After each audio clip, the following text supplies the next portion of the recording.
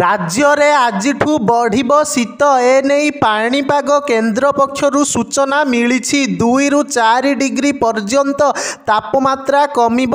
ଆଭ୍ୟନ୍ତରୀଣ ଓଡ଼ିଶାରେ ଅଧିକାଂଶ ଜିଲ୍ଲାରେ ତାପମାତ୍ରା କମିବ। ଆଗାମୀ ଏକ ସପ୍ତାହ ପର୍ଯ୍ୟନ୍ତ ପାଗ ମୁଖ୍ୟତଃ ଶୁଖିଲା ରହିବ। ପାଣିପାଗ ବିଭାଗର ତାଜା ସୂଚନା ଅନୁସାରେ 19 ତାରିଖରେ ଦକ୍ଷିଣ ପୂର୍ବ ବଙ୍ଗୋପସାଗରରେ ପଶ୍ଚିମ ସୁମାତ୍ରା ନିକଟରେ ଏକ ଘୂର୍ଣ୍ଣିବଳୟ ସୃଷ୍ଟି ହେବାର ସମ୍ଭାବନା ରହିଛି, ଯାହା 21 ଓ 22 ତାରିଖରେ ଲଘୁଚାପ କ୍ଷେତ୍ରରେ ପରିଣତ ହେବାର ସମ୍ଭାବନା ରହିଛି।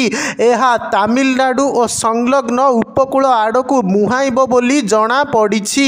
ଘନୀଭୂତ ହେବାର ସମ୍ଭାବନା ରହିଛି, ଯାହାଫଳରେ 24 ତାରିଖ ଠାରୁ ଓଡ଼ିଶାରେ ପାଗ ମେଘୁଆ ରହିବ। ଆସନ୍ତା 10 ଦିନ ପର୍ଯ୍ୟନ୍ତ ରାଜ୍ୟରେ କୁହୁଡ଼ି ହେବାର ଏତେ ସମ୍ଭାବନା ନଥିବା କହିଛି ପାଣିପାଗ ବିଭାଗ। ଶୁକ୍ରବାର ଦିନ 15 ସହରରେ ରାତି ତାପମାତ୍ରା 20 ଡିଗ୍ରୀ ତଳେ ରେକର୍ଡ ହୋଇଥିଲା।